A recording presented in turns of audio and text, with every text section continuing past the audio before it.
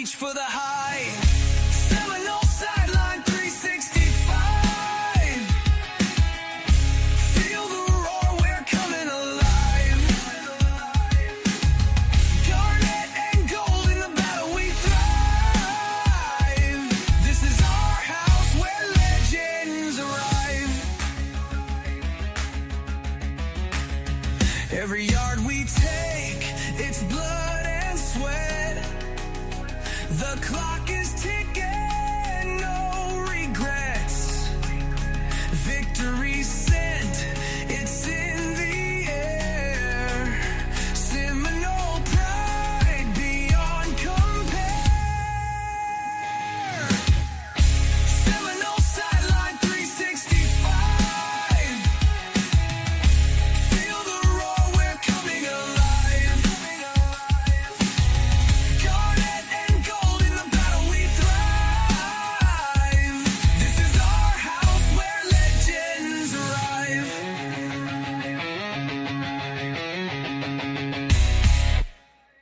All right, welcome back to Seminole Sideline 365. My name is KB, and as always with me is the old man. How is it going? Well, I guess it's been a few months. We took off, obviously, the fall and the winter, and we're back now, getting ready for football season. I'm happy to be back, happy to be discussing Florida State football again. And, there's a lot going on, obviously. So, let's dive into it. But, old man, how's it been going? How have you been doing? And glad to see you, Mike. Glad to have you back. And, how's it been going? Hey, great. Hey, first of all, Mike's the first in the queue, baby. Mike's always one of our loyal viewers, and we always love having Mike here. And we got a couple other people sneaking in here. Here's Jody. Jody's in the pot, in the queue, as they say. I'm doing actually very well. Hey, we had a great trip, didn't we? We went to Ireland probably, a year late? Yeah. Yeah. We missed Florida State. We all went to Ireland. We had a great trip. I just got back from Scotland, and Ireland, Scotland, fully recommend to everybody. But you know what was really weird? Okay, what was really weird is that it didn't get dark over there till like 10:30 at night. And then the sun came back up at 4:35 a.m. in the morning. How weird is that? It'd be weird to play some college football when it's 10 p.m. and still daylight outside. So you couldn't really have some night games, at least in the summer over there. But it does get night over there in the winter. But yeah, it was cool trip, good time. And like you said, we missed Florida State in Dublin by a year, but it was a great trip. So yeah. And by the way, Iowa State's going over there in August. So Iowa State, get ready. And listen, it is possible now to stay outside of Dublin and just train in for the game if you don't want to pay high. I don't know what the hotel prices are going to be. Where did we stay? Wasn't that Point A, Hotel Point A or something? Yeah, it was nice. That was really good. Yeah. Really good hotel near everything. And like you were mentioning, we got to see them building the next trophy, the trophy Florida State could have won. Right. If things went better, but they could have won in Dublin. We saw them making that in Waterford, Waterford Crystal. Which is really cool. So we'll have to, I'll have to get some pictures up of that next show so we can show those because that was pretty cool. So, but we have a lot to go over tonight. So obviously the big things I want to go over, make sure we talk about tonight are, first of all, the momentum and how we can frame this momentum around recruiting. Obviously, Florida State have a huge end of June and really a great way to start wrapping up or starting the recruiting cycle, but really wrap up the end of the month and going into July. So how do we want to frame that? How should we talk about that? Obviously, FSU media is really all over that and pumping that, and you should be excited. But how do we put that into context? Because we know now with NIL, it's a long recruiting season. So we'll talk about that. We'll obviously talk about the settlement, the House settlement went into place as of July 1st. The revenue sharing contracts are now underway, especially with teams like Florida State. So, and that got leaked. Florida State's kind of contracts got leaked. So they were getting skewered for that. But I want to discuss that. I want to discuss how we should be also thinking about that. I'm going to get y'all's opinions on that in the chat as well as the old man's. And is it a good contract, bad contract, bad look for Florida State? And how should we be thinking about that? And then I want to talk about, we can start kind of diving into what we think of this roster, especially on the offensive side. I don't want to get too deep into that yet. I know the old man was very excited to do like the whole offensive breakdown and player by player. But I want to save that for a show closer to July when we'll do a full positional person by person breakdown. Because, they just opened up a new transfer window. Another transfer window is opening up, I believe, in July. For a special list of designated players that teams can put people on now. So we're getting another summer window for transferring.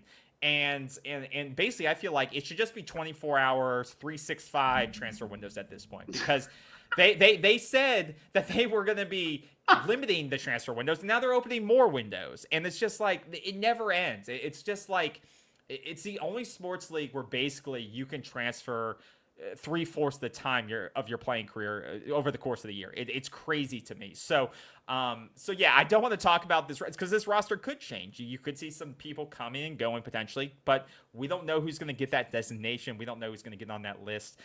So that'll be something to monitor, obviously. But we'll talk about it a little bit, and then we'll have that dive deep show here in a couple of weeks. Absolutely. But I want to talk about the media and the hype around this recruiting class and how we should be thinking about it. So first things first, let's talk about it. Let's look at it and see how it's been stacking up, because we did get some good news, and everyone was talking about last week, Mike Norvell and this coaching staff's push for a top 10 class. Obviously, this class jumped up almost 20-ish spots last week with what they brought in, and their latest recruit, the top of the class right now, Ernest Rankins from Decatur, Georgia, a big defensive lineman, top of their board, almost a top 100 recruit, blue chip guy. And so you look at this list of the guys that they got brought in. Devin Carter was another flip. A lot of these guys were flips as well. And that's a big thing, and that's a big deal we should talk about. But I want to get your thoughts, old man, just off the cuff. I know you've been following this. We've been following this, and it was good timing because, when we got back, a lot of these started to pop off and started to flip over. But a lot of these, 4 or 5 of these happen within minutes of each other. So, that's what coaches and recruits kind of do too. They try to align these around each other too to have an impact, and they try to say, hey, this guy's going to commit or he's going to make this announcement. This is when you should do yours. They try to line it up with social media because they want it to have social media value. They want it to have a statement about the university and the program and the class they're building. And so it is orchestrated, a lot of these things, right? But I want to get your thoughts and what was your initial impression of this class so far that this coaching staff is building, a lot of new coaches are building, and how we should think about it.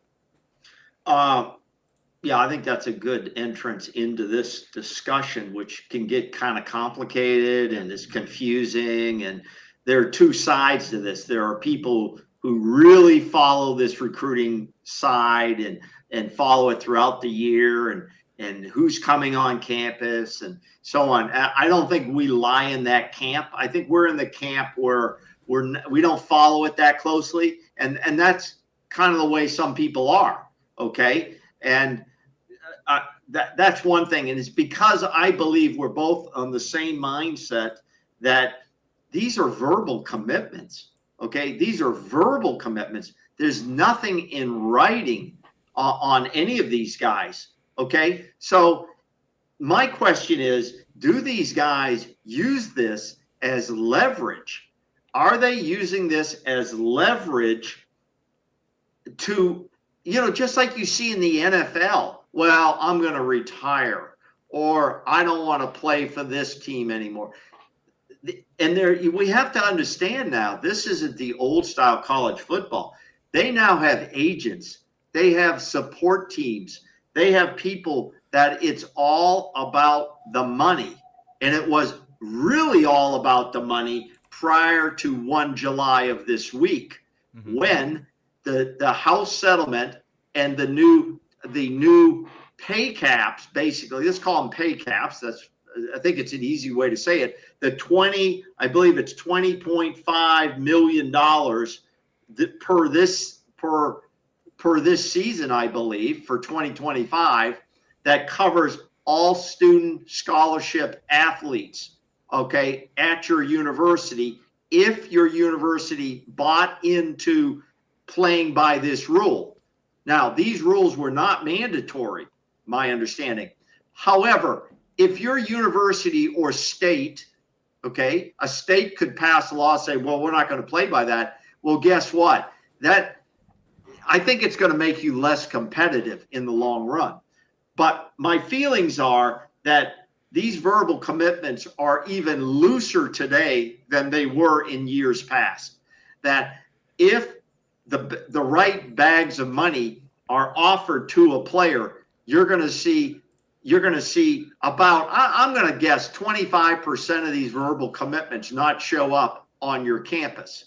Yeah. Now, and then there's other discussion that goes with this, KB. I think these are all good catches. Let's not say a top 10 class is bad, but a top 10 class this season or for 2025 is not going to really pay dividends during the 2025 season.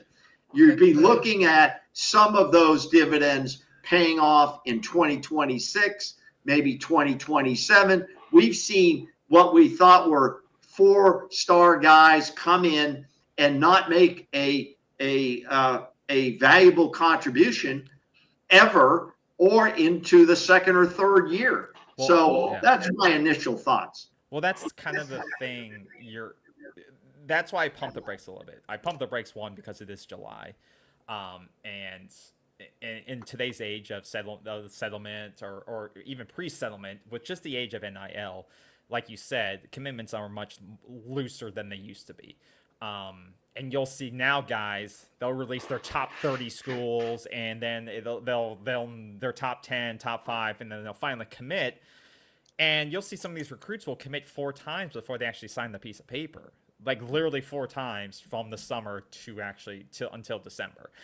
And so it gets me excited when I see this, because it does show me that this coaching staff can get guys to at least sign, commit, can get guys to, especially on a 2-10 team. Exactly. And I think that's the biggest thing, right? Is that, but that is the reason why you had to go out and get new coaches, because that's the thing. If you had the same group here and I don't want to see group of losers, but if you had the same group of coaches who produced the last year's result, this would not be happening right now. And Mike Norvell knew that, which is why he made the changes he did. That's why he brought in Gus Malzahn and Herb Hand and the receivers coach, and also to save his job, Hot Roast, and possibly save his job, and Tony White and all these guys. That's why he brought these caliber coaches who he knew could recruit and he knew could do their job. But he had to do that because you wouldn't be in the position you are right now without that facelift, going off a 2-win season. But that all this needs to have a caveat with it, because like we were talking about is we have a ways to go, but it is positive momentum. The thing that I see when I look at this class is it's great. You got legacy guys that have recommitted to you. That's always good to see. You'd love to see that, like Devin Carter, to name one of them. You also, and Timmons' son, I believe, Lawrence Timmons, he's committed back to Florida State, which is great to see. And these are high caliber players. These are 4-star players, which is what you want. And you have, I believe, 2 or 3 top 50 players, which you didn't have in the last class or this early in the last class. That's a positive. Blue chip percentage at 62% right now. That would be, if that holds, that would be, I think, the second or the highest caliber blue chip class that Mike Norvell's ever achieved, if that holds. Now, I don't expect that to hold perfectly, but that's what you're aiming for. When you sign a class, you want it to be 50, 60% or above of blue chips, because then you like you said, it's hard to get a guy that can contribute first year, but it gets you a higher probability that at least a couple of those guys potentially can by signing more blue chip guys, right? If that percentage is down to 30% blue chips, your likelihood of getting any guys that contribute year one is very, very, very low versus the inverse at 62%. So that's why you want that percentage high, because you get higher caliber talent, evaluated talent, and higher probability of 1 or 2 of those guys making an impact on day one. So I like that percentage. The thing I don't like is that when you look at the breakdown of who they have committed right now, you see a lot of skill position players. That's fine. But quarterback, running back, receiver, tight end. In this day and age of NIL, I feel like you can buy those players.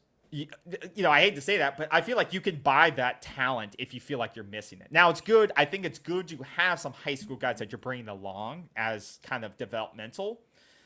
But when I see four four-star receivers, I'd trade 4 of those for 1 5-star if we could do that. I'd rather throw all our resources to 1 5-star guy that we think can contribute right away, like a Jeremiah Smith at Ohio State, like he did, than to bring in 4 guys that we don't think can contribute right away, right? Because we know we can go out. There's so many receivers in the portal every single year, and we've done it with Keon Coleman and Johnny. You can bring guys in, guys who have gone through a college system, trained up, and bring them in for a couple of years and do similar things, if not better, year one, right? The thing we're missing is talented offensive linemen, once again. You got a couple of 3-star guys signed right now. Once again, it's hard to evaluate linemen, I know, but there are stud offensive linemen. They go to the big-time schools right now. Ohio State, programs like that, and that's why those teams, Texas, that's why those teams are winning right now. And then you got a guy from the UK, which I don't know, right? I haven't watched a bunch of his tape. Yeah. I don't know how you evaluate those guys going through the training academies. That is what it is. But that's the part that scares me when we look at this list, is that the trenches is something that we've said here for ages has to be rebuilt, and rebuilt the right way. I think offensive linemen through high school is good because it's hard to find good offensive linemen in the portal. I mean, I know we just brought in 12, I believe, or something like that from the transfer portal, but that's hard to sustain year after year, right? That is very hard to sustain year after year. You look at the Clemsons and the other bigger programs that kind of bring in high caliber offensive linemen, develop them, and you kind of have that pipeline going. And now I know Florida State was run poorly offensively by Alex Atkins, and he developed nobody. So now we're in a hole. So you're left with nothing. But they're going to have to recruit better offensive linemen. 3-star guys are not going to become year 2 starters in my eyes. That's the part that scares me with this list. Couple of things. One is, I think there's positive momentum with the program, but that positive momentum is only going to last so long because we're gonna learn a lot about this team in this season and what's going on in the program. Because right now, as you know, and we talked about the media and how the media is handling everything. Well, one of the things about the media is whether they're being truthful or not is a bias, right? If your full-time business is media, you're going to try to buy fans into a positive experience because they want to sell subscriptions, they want to sell merchandise, they want everybody on board. You don't sell by negativity. You don't sell by what the reality may be. So that's someone, but there is positive momentum going with the program right now. However, will 6 wins be enough to carry positive momentum? Will it be 8 wins? Could it be less than 6 wins? We know what would happen there. So positive momentum can swing both ways. It can swing both ways. The second thing you talked about was these legacy commitments. I'm not sure I can name one legacy commitment that's really worked out for us over the last several years. Can you? I not right off the top of my head. There's not one guy that jumps out. I love legacy commitments, and I understand the importance of that to the program. But if you're putting a guy on the team just because he's a legacy guy and he's not really going to be a contributor, that's probably not what we need, because now you have a set amount. I believe the number is 105. I think that's the number. You have 105 guys you can put on the roster, period, for whatever they may be. Scout team, long snapper, quarterback, whatever. Okay, so that's my thing about legacy guys. And I'm not saying they're bad. I'm not saying they're bad players. They may be superstars. I just can't name any that have really come on and really produced at this point. Now, I agree with you totally. Can we sustain on 3-star O-line and O-line guys? The problem with this team over the last couple of seasons has been offensive lines that were terrible. We had Alex Atkins, who obviously didn't know what he was doing. And if you look back at his resume, is it a big surprise? No, it really isn't. He could go out and bring in these massive bodies. I mean, big guys. Okay. But when you bring in a guy, and we're talking about the kid from the United Kingdom, and I have a quick story. In Scotland, we're sitting in a restaurant, and this nice young man serving us. And I don't know how we even got into football. He plays football at a small college, Edinburgh College in Scotland. Okay. And we started talking. He plays 5-on-5. He plays 5-on-5. But that's football. They play 5-on-5 in Montana in some of the high schools and other places. Don't get this wrong. 5-on-5 is played in the United States in certain high schools because they're talking about numbers. They don't have the numbers. You're talking about Scotland. I was surprised to hear him say 5 small colleges play in the league that they're in. But it came up, the UK guy, because I had seen it. I was talking to him about it. But you know what brought to my attention is a lot of these guys that are 6'5", 6'6", 300 pounds, he's playing at some NFL academy in London. What the hell is that about? No, you know what I mean? It's been around for a while. But who do they play? Who do they play? We have these in the States too. So I'm not just picking on him. You get a guy from Clearwater International Academy.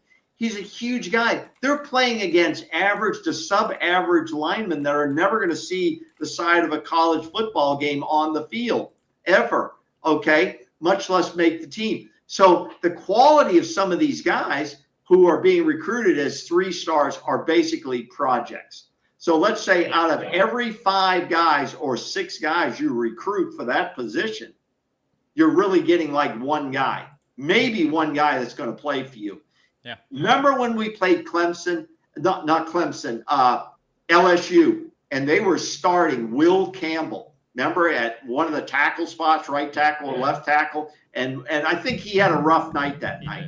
But he started every game in his career at LSU, I think for 3 straight years. Yeah. And now where is he? He was a first-round draft choice for New England, I believe. But that guy was, I believe, a 4 or 5-star guy, okay? Yeah. And he found his way. The question is, as you said, we're not seeing those guys show up on this roster. And I think that's a problem. That's why we have to go after so many guys in the portal. Yeah, we just have it, and you know, and I don't think any FSU fan would disagree, but we just haven't recruited at an elite level that has. If you don't recruit at an elite level, it's going to be tough to get elite results. Well, why aren't we getting these guys? Why are they going to all these other schools? There's 5-star O-line guys out there, right? There's 4-star O-line guys out there. What is it that we must fix? And that's the job of the recruiting staff. Well, Bryce, there's 12 people in that recruiting staff, including these coaches. What is it we're not getting there? I don't understand either. That's why you had to get rid of Alex Atkins, and you finally did. So that's partially on Mike Norvell for not pulling that plug faster. But he was saying we came off a 10-2 season. I can't fire the guy. So it was one of those things. Some guys see results and don't feel like they can make certain decisions. But at every single season, you should be making evaluations on where the program's heading, and be able to see 3 seasons down the line and say, if we're not bringing the right talent, this is going to become a problem 2 years from now when we lose guys like Jordan Travis and we lose key contributors that can carry our team past, can make up for these inefficiencies. And he didn't do that fast enough, which led to last season. And now hopefully he's got the right guys around him, the right kind of influences on recruiting to see. And we'll see. And when we go into our offensive preview, down the road here in a couple of weeks in depth, one of the big questions is how is this offensive line going to do? And that they cobbled together with all these transfers. And they knew they had to do that. We said they had to do that. Everyone said they had to do that. And I think they have made some really good plays. But you're not going to – it's hard to cobble together an offensive line, especially with 10, 12 guys who are all starting caliber, and expect them to mesh together and expect them to be totally cohesive. And that's why we say it's – you have to build offensive line. I feel like is a position you have to build both from high school and the portal. Develop through high school, get get high talent in, develop them, kind of build them how you want them, and so that you can then supplement guys who either get hurt or stuff like that with the portal, so you get a mixture of experienced and young guys who are developing, and you can mesh them together. But right now, we don't have any, I don't feel like, really young guys who are ready to contribute. And that's kind of been the case, I felt like, for 3 years. I mean, we had the oldest offensive line in college football, the most experienced, and we saw what they did. And because they never grew. They never kind of got better. They just had a lot of snaps, but they weren't elite. They weren't above average, right? And we saw that. That's not a diss. That's just, we saw the results of it. Well, experience. And we had no competition either. There was really no competition behind them. So guys weren't pushing for spots, right? These guys, like, what's his name? The legacy offensive lineman, the guy that transferred out to the California. USC. Yeah, the USC. I forget his name though. I know because he didn't do anything. I forgot his name because he didn't do anything. He was highly recruited, came here, never push for a spot, and that's what you need at every position is push for competition. You need receivers pushing each other for competition. I don't care if they come in as a transfer or they come in as a freshman. You don't need guys that are just going to sit there and be content with sitting on the bench. You need. Well, I think we've already turned that chapter, to be honest. I think the 2-10 season for Norvell, I think he turned that chapter. That now with 105 spots on this team, everybody must compete. Yeah. And if you're not competing at the end of the season, no matter what it is, and no matter who the coach is, especially a new coach comes in, he's going to turn the roster. Yeah. You've got to evaluate your personnel. You've got how many people are in the off the field office there of player evaluation. They have to run the tapes and grade these guys just like they do in the NFL. And if they're not producing, you've got to make sure you have an exit door for a person. For sure. That's I think they've turned that corner, and we're going to see the results of that, I think, in 2025 season. I agree. No, and I think like you said, they made some good decisions. They got some guys out. They churned the right people out, and they brought a lot of good guys in. And we've talked about that. So, but for right now, like I said, this is good momentum. They're doing the best they can with coming off the record they had. So I think kudos to the coaches.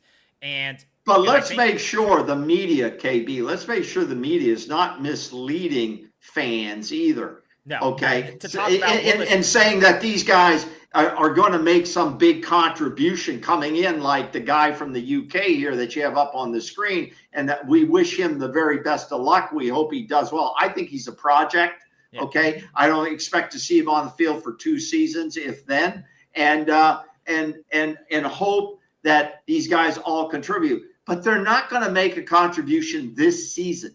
Okay. They're just not going to do it because we've got guys who've been on the roster for 2 or 3 years and they're still not making a contribution. So the odds of one of these commitments making a significant contribution are low. And the thing to compare it to, if this percentage holds for blue chips, it would be similar to the 2024 class, which had over 50% at 61%. And that's the only similar class if that percentage holds. And you look at the talent we brought in for that. What happened to Charles Lester? The guy hasn't played in 2 years, and this was one of the most hyped top 50 player. We know where Luke is. He's gone. What happened to Hakeem Williams? Wasn't he a 5-star? But he was a different class. But he was. I'm just comparing. Just comparing. He's gone. About blue chips, yeah, and things like that. And like you said, blue chips is we want a high blue chip rate because you have a higher chance of some of these guys contributing. But like you said, it's still a grab bag of who's going to be able to make an impact right away. But you do have guys like Landon Thomas who we saw kind of do some things. Cam Davis has been able to play. Amari Williams. So that's why it's important that you get the most talented guys you can, obviously, so that you have a higher chance. But that doesn't mean right away they are. And these guys, keep in mind, we talked about top 10 classes. Where will it finish?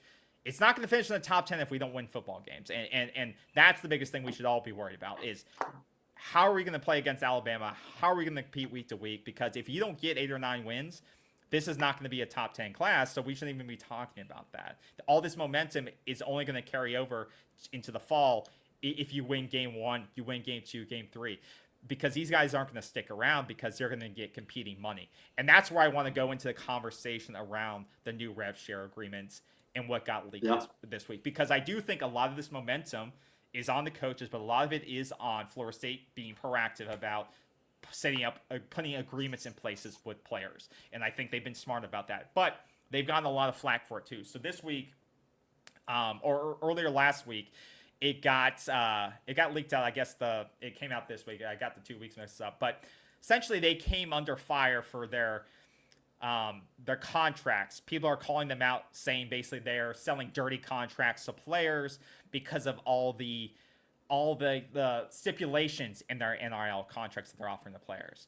And I don't know if you've read into this at all, if you had any initial thoughts on it, because I do have some things I'd like to talk about it. But yeah, okay. I didn't read this specific article. So under fire for NIL era's dirty secret. I can get you the contracts are. You don't have to read the article. I can give you it. Okay, what does dirty secret mean? What does that mean? So basically, someone leaked their basically proposed revenue sharing contracts that they're going to start giving the players now. You know, these are school to player contracts, and they because NIL and the revenue sharing are two different. One's an apple, one's an orange. You understand that, right? What are you talking about? NIL contracts are different than the revenue sharing that has just been approved. They're two different sets of money a player can get. Yeah, but this is the school contract. This is the revenue sharing contracts with the student athletes. Okay. So it was leaked that there are certain clauses in the Florida State contracts with the players. There was things like fines for lost equipment. So they could be fined for up to $2,500 if they lost their cleats or their pads or something like that. Or they could be fined $1,000 for using controlled substances. There was clauses for injury. So it would allow Florida State to cancel a player's contract or renegotiate that contract if it inhibited their material impact of their NIL value. Even if that injury occurred during the course of the season, during play. So okay, what's wrong with that? Why is that dirty secret? Let me go through them all, and then we can discuss them. But that was another. So the injury clause basically shifting the risk onto the athletes without protection was how it was framed. Contract extensions. It would give Florida State the unilateral ability to extend contracts at the same rate, the same revenue sharing rate, without renegotiation. That was a big one they called out. And then lack of counsel. So some of the clauses reportedly restricted athletes' rights to legal representation in future negotiations. And so this caused people like Urban Meyer to say that this would cripple Florida State's recruiting, that if these are final clauses, recruiting's over for Florida State. I mean, you saw, and Mark Ingram said this is, he would never sign anything like this, even though, so there was a lot of these. Those are the big ones that came out that reportedly leaked. Now, I don't know how much you can trust a leak, but those are the big things that basically schools now started to call it, say, we don't do things like that. That's not how it is. But let me get your thoughts on some of the big ones that we just discussed. So it was injury. It was fines for lost equipment, substances, or potential substance abuse. Do you think these are in potential lack of representation? What are your thoughts on this for an 18, 19, 20-year-old making deals like this and having those clauses in the contract? Well, first of all, a 4- and 5-star guy is going to have an agent. So it's not like it's some naive child sitting there with a pen in his hand and he's signing some shit he can't read, okay, or understand, okay? And I understand contracts have a lot of legalese in it. So anybody who does that is an idiot, okay, is an idiot. Or like, what was it, Tulsa and all these players said they didn't get their back pay, or they were promised money, they didn't have any contracts.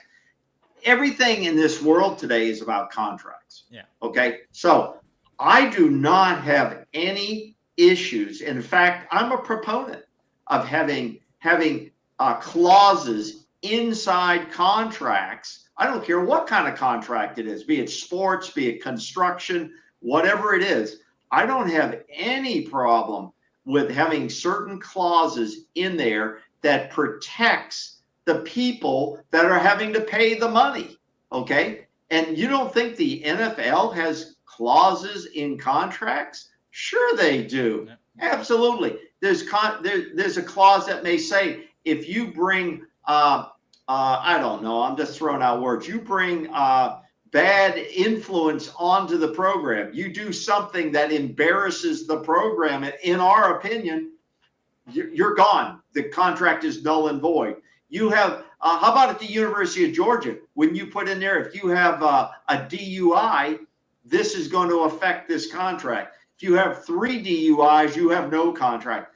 I think whoever writes the contracts can put in whatever clauses they want.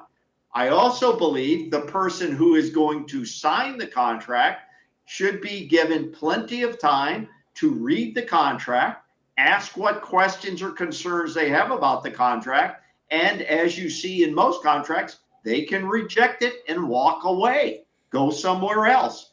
So I think you mentioned earlier, Urban Meyer said, well, this could hurt Florida State's recruitment. No, wait a minute. Could kill it, hurt it, whatever. That could apply to any university at this point, any school, any NFL team. If a player doesn't like the circumstances of the contract they're entering into, they should walk away. That's period.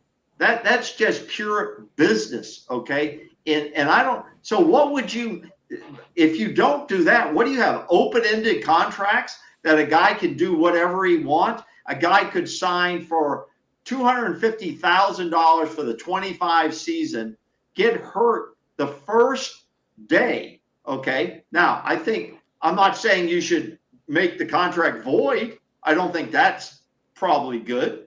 I think that would hurt your recruiting. But I think that's not being handled that way. I'm not sure the credibility of this story, and that's one of the things we're going to talk about tonight, is the media, is the national media, is Florida State media, whoever, whether it's in Tallahassee or up in New York, are they trying to blow up stories? Reporters must write stories. Wherever the hell they got this from, whatever the facts, we don't know the credibility of it. We're not going to judge the credibility of it. But every contract should have clauses in it. The biggest problem with the fan base, including myself, is I don't know where the money's going. We don't know who's getting what. We don't know what the clauses are in any of these, okay? But I guarantee in an NIL contract, if one of the players has a contract with Toyota of Tallahassee, there's clauses in there that says you will produce 10 commercials of 40 seconds in length. You will have to spend up to 50 hours of filming to do these. That's just specifications of a contract. All right. Shouldn't be any big surprise. So I think some of this is just dirty reporting of it. And I don't know the credibility of it, but I am for putting specific clauses in contracts. Okay. And that's one of the things we can discuss. When are these contracts going to be signed? Is it when they commit? That's just a verbal commitment. Is it on National Signing Day? Are those things even relevant anymore? It's really, when does the kid sign the contract? Then you have a legal document that can be enforced. And if a kid violates it, there has to be consequences. That's my initial thoughts on this.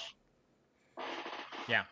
Am I wrong? And you can tell me if you think I'm off there. I think the medical piece, that's a different piece. Most professional contracts, which these guys are basically professionals now, they don't penalize them like Jordan Travis. He was on injury rehab for an entire season.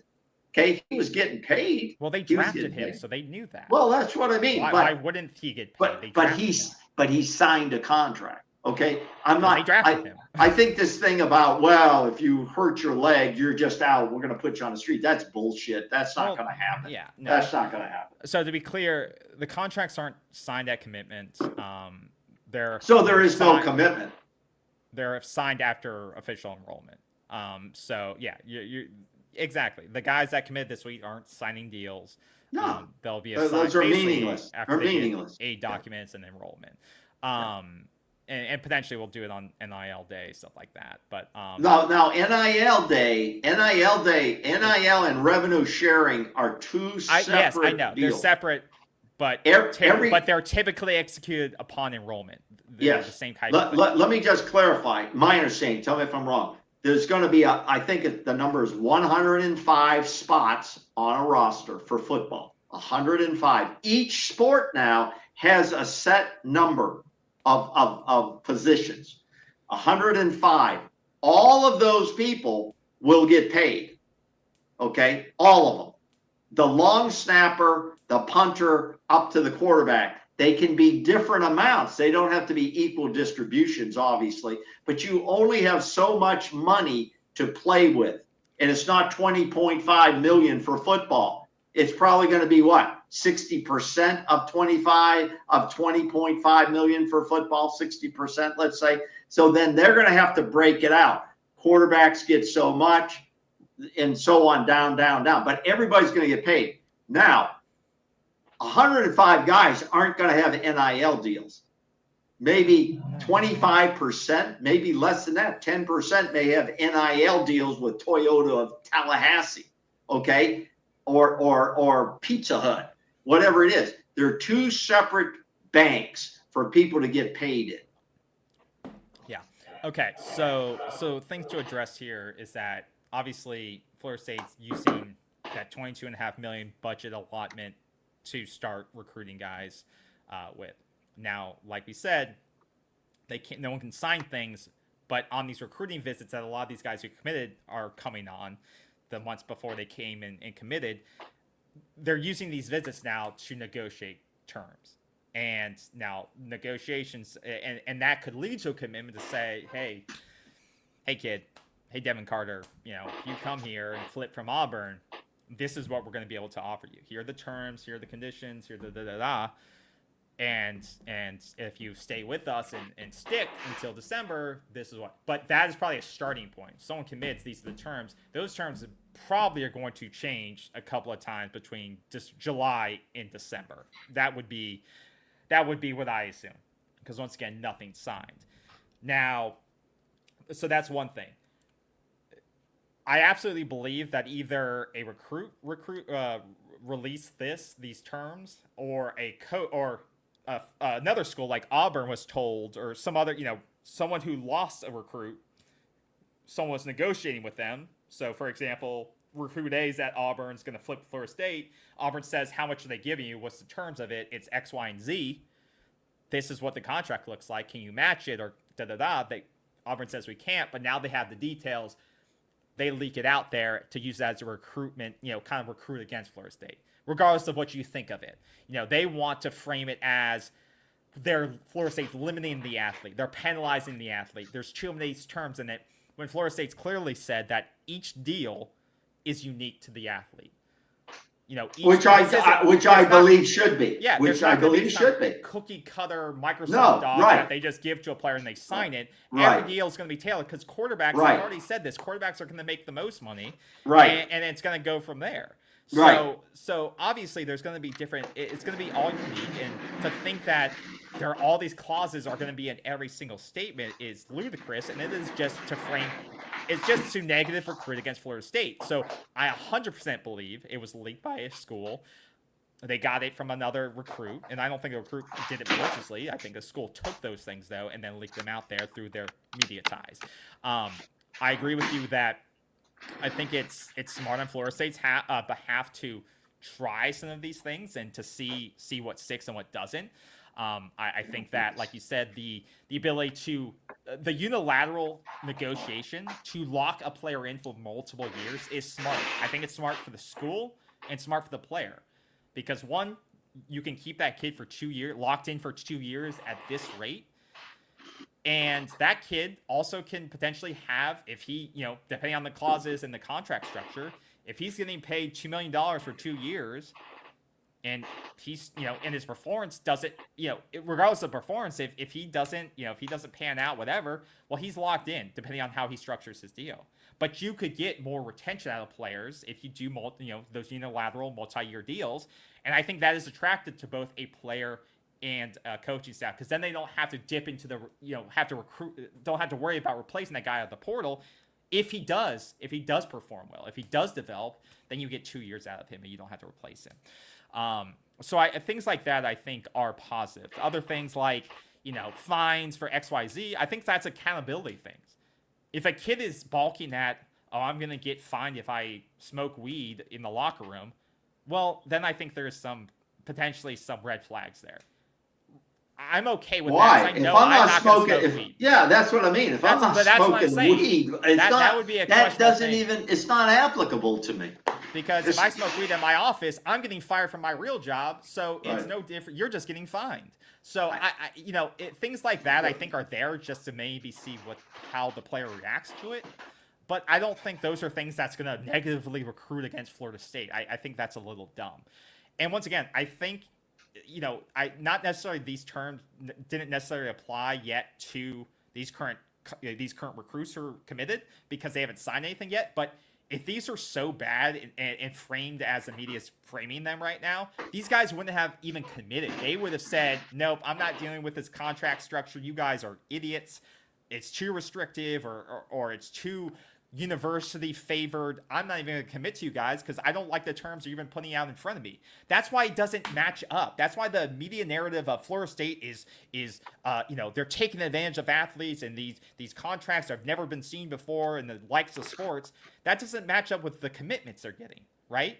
So either, and like you said before, these articles you read, it'll say, they're taking advantage of athletes who don't have representation and fake news. And I'm like, if they're talking to an athlete that doesn't have representation, then they're talking to the wrong recruit, because then that kid is so under the radar then that we shouldn't be no plans talking to that kid, because we want to talk to the 4 or 5-star recruits who are so widely heralded that they already have an agent in place, or they have a parent who's acting as that agent and acting on behalf of them, or a guardian who's doing that, right?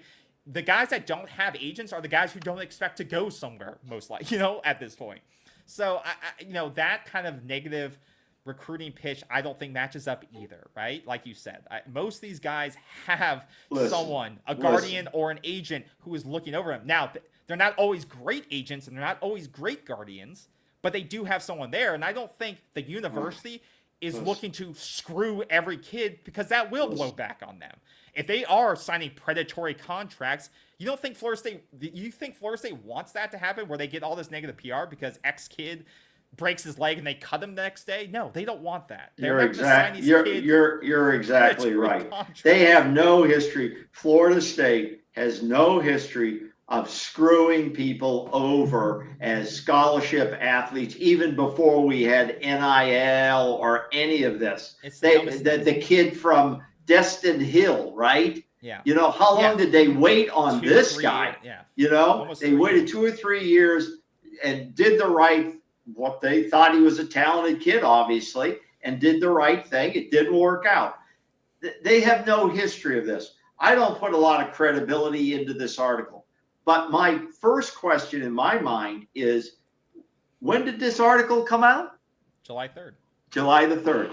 What will be Florida State's PIO? What will be their response to this? Should they respond to this, or do they just let it go and say, let it go? There's two ways of thinking on this. I'll tell you, some people will fire back immediately. We know who those people are. The guy's name is Donald Trump. He would, whether you like the guy or not, he's going to fire back on this. A guy like Elon Musk, they're not going to let this sit.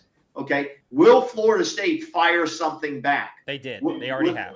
Okay. Well, what did they say? What did they have to say? So their official response was, here's the article. It's on Rivals. Okay, just what's the summary? So remember, this took place over the last week or two, I believe. Okay. Well, okay, go ahead. As we enter the new age of college athletics, Florida State has put together an agreement that provides deliverables and expectations for all parties. Which is fair. Each individual situation will be unique, and the hypotheticals are impossible to predict. Perfect. However, we are committed to continuing to provide an elite experience for our student athletes in all aspects of their collegiate career. Florida State is looking forward to the mutual beneficial partnerships with our student athletes in this new era.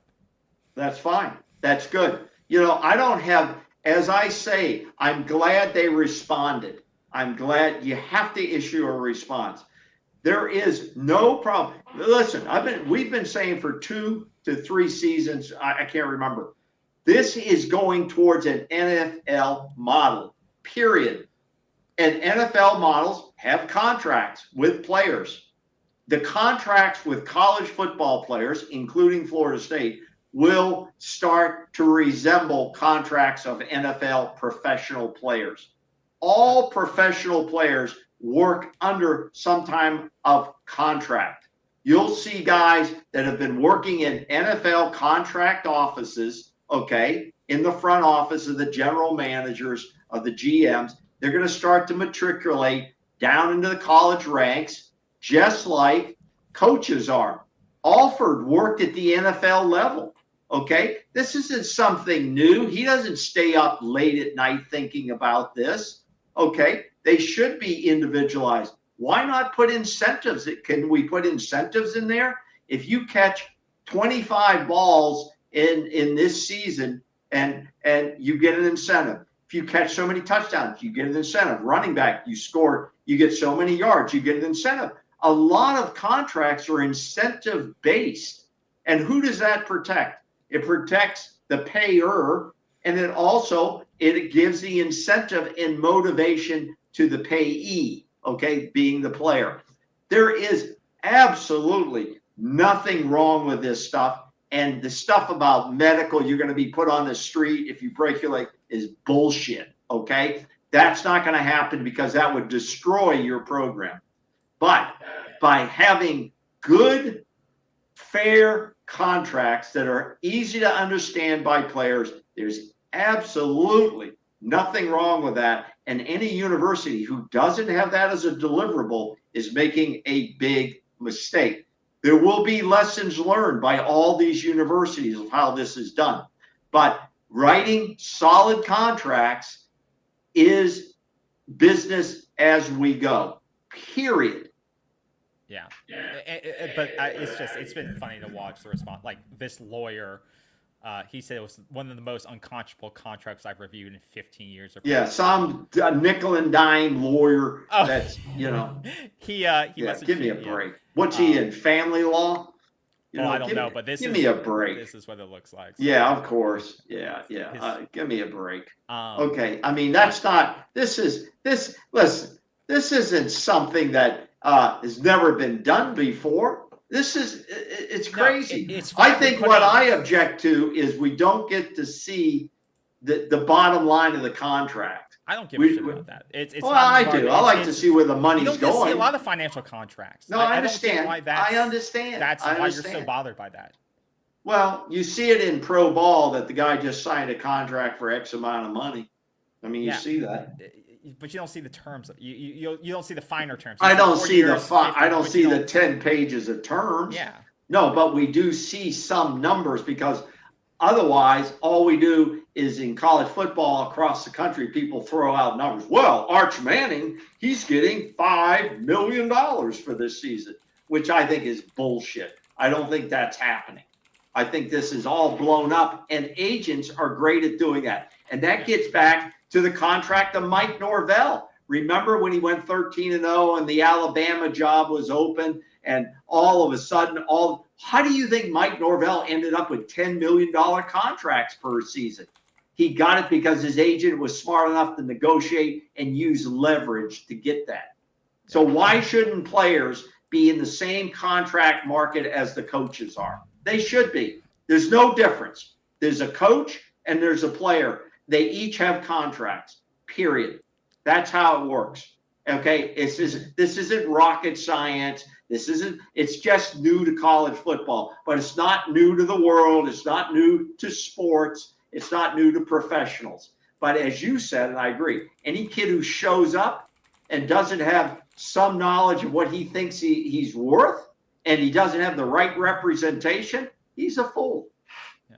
And the last thing I'll say is that, for people to go after Florida State for having structured contracts, and this has been the Wild West for the last 5, 6. Every university will have structured contracts. Period. And I do believe there will be schools who play loose and fast, and goose. Good luck. And just say, yeah, we'll give you money, but once again, you're gonna lose a lot more. You may get more recruits. You may win some battles that way and say, yeah, we're gonna give you $10 million for 1 year. No, very few limitations on that. And you know what we should say? That's right. But you're playing a very risky game doing that. And so very risky game, right? That will win some battles, but that is some people are saying that I've read. No, you listen. So what they're saying is that there is an advantage of these clauses going out early because Florida State can test the market and test it with these recruits and say, what do you like? So they can kind of refine their model, and you're getting the feedback from the press, but the press isn't the one signing these deals, right? So they can now put these feelers out now with these contracts and talk to the recruits and say what is working, what's not working, and kind of hone in on what is the pushback, what are the ones that we shouldn't put in front of recruits, and what are the ones that we should, because so the media is not signing these, the kids are, and they are starting to get feedback on those, and I'm sure they will tailor these things to make sense. And if they're losing battles because of the $1,500 smoking fine, then I'm sure they'll get rid of it, right? They're smart enough to do that. But I think having structure in place is better than saying, hey, we're going to pay you $10 a year, no restrictions, go at it. That is not sustainable. You'll lose a lot of money that way. You're not going to be able to fill out a talented roster that way, in my opinion. But shouldn't you have a clause, KB, that says, listen, if you flunk out of school, your contract is null and void? Yeah. Don't you have to still enroll in school and get a certain GPA, or is that null and void now? I mean, you have to be enrolled. That's got to be a clause in there that you have to maintain. You have to maintain academic eligibility according to the school standard. Well, the school standard at Florida State is going to be different than it is at Duke, okay? Or it could be at someplace else. There has to be standard stuff that the university and the athletic department want in their contracts. And my opinion is this, and I'm old school, I get that. If a kid is not willing to do that, I'm not sure I want that kid. I'm not sure I want that. Now, if I'm nickel and diming kids on stuff, the NFL has rules that says if you don't wear the same socks that you're supposed to wear, you have one up and one down, you get fined. Period. That's an NFL rule. It may not be in his contract, but this, to me, it's getting overblown. Like, well, as long as you show up, we'll give you your $700,000. I'm against that shit. No. These are now professional players making good money, okay, and getting 4-year degrees or opportunities to get a 4-year degree and a lot of other stuff. You have to put certain requirements on them. You have requirements on your job. You have certain expectations on your job. If you buy a new home or a car, when you sign on the line, you're signing a contract. You know what I object to is when I go in for surgery in a hospital, I'm laying on the gurney ready to go in. They put the papers on your chest. Sign these now. You don't even have a chance to read them. That should be against the fucking law. Okay. We're going on. No, but that's a contract. My point is, it's a contract. It has a lot of stipulations. You know what one of them says? You could die in the operation, and we're not liable. I don't know what we're discussing here, but okay. Well, we're talking about contract law is what we're talking about, which every player in the 105 positions will be under a contract of some sort. The biggest thing for Florida State is you just got to manage the optics. You made a statement, that's good, but you got to stay on top of that because we're adults. We understand what contracts mean, and these are You know what? And if them. But an 18-year-old or a 17-year-old or a 16-year-old in high school who's looking at your school is going to see a Rivals or CBS headline that says go there. Looking to screw athletes. So that's where you need to be proactive about continuing messaging about this. That each deal is personalized. Each deal is built around the athlete first or experience. They need to be consistent about this because this will be a consistent negative recruiting mark that every school is going to use against you. Because I don't disagree with that because everybody just reads headlines. I agree with what you're saying there. But this is where Florida State's PIO, Public Information Office, or someone who has the sacks, okay, to stand up and say, this article is full of shit or it's right on, one or the other, and get out in front of this and go on like everybody else does, go on and knock this shit down. You can't let it sit out there. They should be doing interviews with On3. They should be absolutely main media sites because it's living in the ecosystem of Florida State where they're going on You're War right. Chant or it doesn't matter because recruits aren't watching War Chant or us. No, they're not. These recruiting sites. So they should be doing interviews with Rivals and On3 and 24/7. And whose job is it? The PIO. That's why he gets paid instead of just saying, okay, next question goes to Mike Gibson over here of War Spear. Or, okay, the next question will come from sack up, have somebody in there that's going to go out and beat this story down. That's what you're out there for. PIO is about public relations. They go out there and kill this story and tell it like it is. Tell them we are going to have clauses in there. But this stuff, whoever wrote this is wrong and go answer for it. Yep. Call this guy out who wrote the story. Okay? You can't just, I agree with you there.